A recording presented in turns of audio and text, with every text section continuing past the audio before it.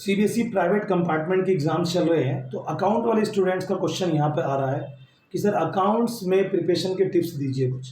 Guys मासिक और बाद हुआ चैनल में लेक्चरर और एज ए अकाउंट लेक्चरर मैं आपको कुछ चीज़ें बताना चाहता हूँ। अगर आप इन कम टाइम में अपनी प्रिपरेशन कर रहे हो और मुझे पता है कि आप बहुत कुछ कर चुके हो, लेकिन ऐसे में कुछ चीज़ें बहुत ज़्यादा ध्यान रखनी बहुत ज़्यादा ज़रूरी है। क्या क्या हम पढ़ें, क्या पहले पढ़ें, क्या बाद में पढ़ें, क्या हमें नहीं पढ़ना है, ये सब चीज़ें आपको देख लेनी चाहिए। ये मेरा सेकंड चैनल है जहाँ पर मैं अकाउंटिंग की टीचिंग कराता हूँ। तो अगर आप अकाउंट्स पढ़ना चाहते हैं बीकॉम के लिए, क्लास 11-12 के लिए, तो इस चैनल को भी सब्सक्राइब कर लीजिएगा और अपकमिंग वीडियोज़ के लिए बने रहिएगा।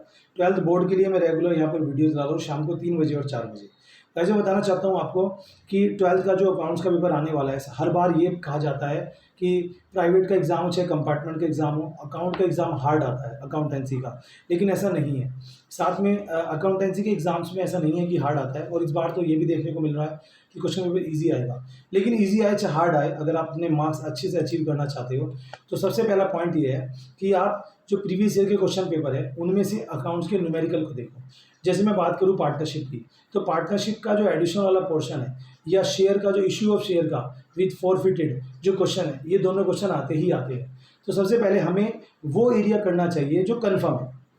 हम क्या करते हैं, चैप्टर वाइज अपनी प्रिपरेशन करते हैं, जो कि बिल्कुल गलत है। सबसे पहले अपने मार्क्स को 100% कन्फर्म करके चलो। मैं कहता हूँ पासिंग मार्क्स तो कन्फर्म करके चलो। अब पासिंग मार्क्स में मैं आपको 3 चीज़ बताता हूँ। नंबर 1, पार्टनरशिप का एडिशन, शेयर्स में इश्यू ऑफ शेयर्स का फॉरफिटेड वाला क्वेश्चन, चाहे वो प्रोराटा मेथड से हो, ठीक है। और जब पार्टनरशिप का एडिशंस करें तो वहाँ पर भी हिडन गुडविल वाला मेथड ज़रूर करके जाएं और अप्रोप्रिएट गुडविल वाला भी करके जाएं। और तीसरे नंबर पे आता है आपका कैश फ्लो स्टेटमेंट। जी हाँ, ये 3 चीज़ आप ज़रूर करके जाएं, क्योंकि ये तीनों आते ही आते हैं। आप कितना भी सोच लें, आपका आएगा ही आएगा।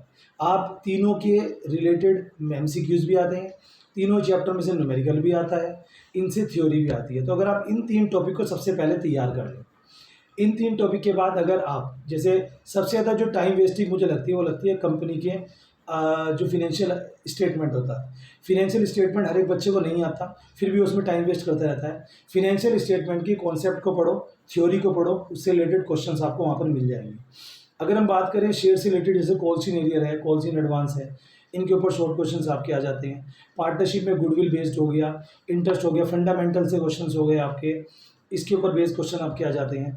एक शॉर्ट क्वेश्चंस में जो रेशियो वाला क्वेश्चन है, चाहे वो सेक्रीफाइस रेशियो हो, चाहे वो आपका गेनिंग रेशियो हो, ये निकालने का फॉर्मूला आपका ये आता है। नेक्स्ट अगर आगे चलें हम और बात करें यहाँ पर, तो देखो मैं एक बात कहता हूँ, हमारे पास टाइम भी कम है, तो क्यों ना सारे सिलेबस को हटाकर कुछ पोर्शन पढ़ लिया जाए।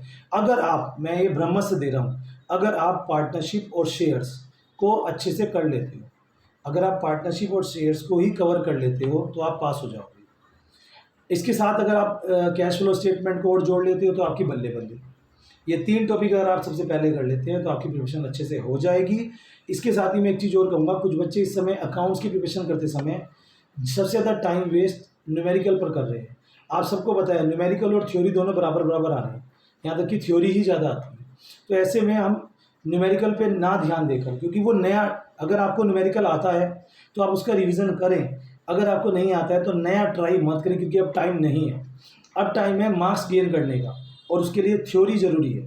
तो थ्योरी जितनी हो सके उतनी गेन करें, तो ये आपका काम यहाँ पर बन पाएगा। आई होप आपको वीडियो समझ में आ गई है।